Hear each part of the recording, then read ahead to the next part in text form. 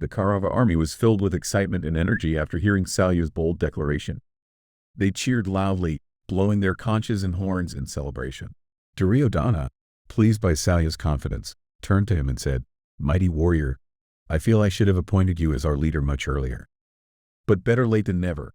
You've reignited my hope for victory, and I believe you can fulfill this crucial role with great courage." The soldiers of the Kaurava army eagerly prepared to move forward under Salya's leadership, filled with new enthusiasm and energy. Salya had a unique ability to inspire both kings and common soldiers alike, lifting the spirits of the Kaurava forces. Duryodhana was filled with hope, sincerely believing that Salya would defeat the Pandavas that day. Even though the great Bhishma, known as the greatest warrior, had fallen, and Drona, the respected master archer, had died, and Karna, regarded as an unbeatable hero, was no more, Duryodhana still clung to the hope that Salya would lead them to victory. This was the power of hope, a feeling as old as humanity itself. It captivates people, offering them a belief in something better, no matter how slim the chances. Duryodhana's belief that Salya would conquer the Pandavas became a symbol of hope against all odds, a sentiment that still resonates in Indian culture and literature today. Salya was officially appointed as the commander of the Kaurava army with great ceremony. Priests brought sacred water from the Sarasvati river in a golden jug and sprinkled it on Salya's head, chanting Vedic hymns while a martial band played. Meanwhile, Pandava spies returned from the Kaurava camp and informed Yudhishthira of Salya's appointment. Concerned, Yudhishthira went to consult with Krishna along with his brothers. He said, "Madhava, Salya has been made the leader of the Kaurava forces. What should we do? We must end the war today." Krishna replied, "Great king, I agree with your decision, but don't underestimate Salya. He is an even greater warrior than Karna, and defeating him will not be easy." Krishna continued, "Salya is on par with Bhishma and Drona in terms of skill and experience. I have no doubt that Arjuna alone cannot handle him. Salya is older and more capable than Arjuna. All this time, Salya has been like a fire hidden beneath ashes, but today, as the leader of the Kaurava army, his true strength will emerge. If Arjuna and I face him, he won't show mercy. Salya will aim to surpass all others today." Remember Jayadratha? In war, strange things happen. Feathers sink and stones float. Unlike Karna, who had many limitations, Salya has none. He will fight with all his might to prove he's the best of the Kaurava leaders. Yudhishthira, concerned, said, "Then, Krishna, you must guide us. What should we do?" Krishna replied, "Brave Yudhishthira, it wouldn't be right to send me and Arjuna against Salya's fury. I suggest you take on Salya yourself. Remember, he once came to you and blessed you with victory. Having given you his blessings, Salya won't be able to bring himself to defeat or kill you. His skills won't be enough to overpower you.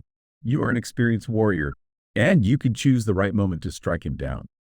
Meanwhile, Arjuna will take care of what remains of the Kaurava forces." Krishna continued, "You will have the honor of defeating the final general of the Kaurava army and claiming victory."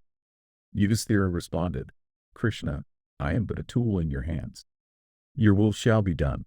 I will lead the attack on Salya today." At sunrise, both armies charged at each other with great ferocity, eager to win the final battle.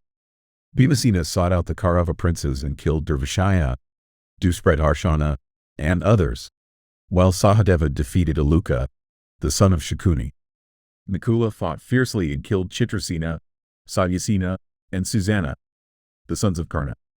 Meanwhile, Drishtadyumna, Satyaki, and Shikandi launched attacks on the remaining Kaurava infantry and cavalry, causing massive destruction. Asvatha took the life of Saratha, a prince from Panchala. Kripa and Kritavarma engaged in intense duels with Shikandi and Satyaki, while Drishtadyumna killed Salva along with his elephant. Shakuni, with the support of his cavalry, launched an assault on Nakula. After a brutal battle with heavy casualties on both sides, Shakuni met his end. Yudhishthira and Salya faced each other in a long and intense duel. Salya managed to destroy Yudhishthira's chariot, but Bhimasena intervened, engaging Salya in a fierce mace fight while Yudhishthira returned with a new chariot. At one point, Yudhishthira fainted, but he soon regained his strength and continued fighting.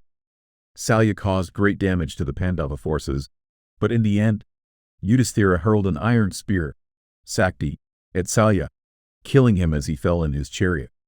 With Salya's death, his family attacked Yudhisthira, Arjuna, and Bhima. Satyaki and Drishtadyumna quickly came to Yudhisthira's aid. The Kaurava army, now demoralized after losing their leader, became easy targets for the Pandava warriors. The battlefield was soon covered with wrecked chariots, fallen soldiers, and pools of blood and bones. The Pandavas, too, suffered heavy losses in both men and resources.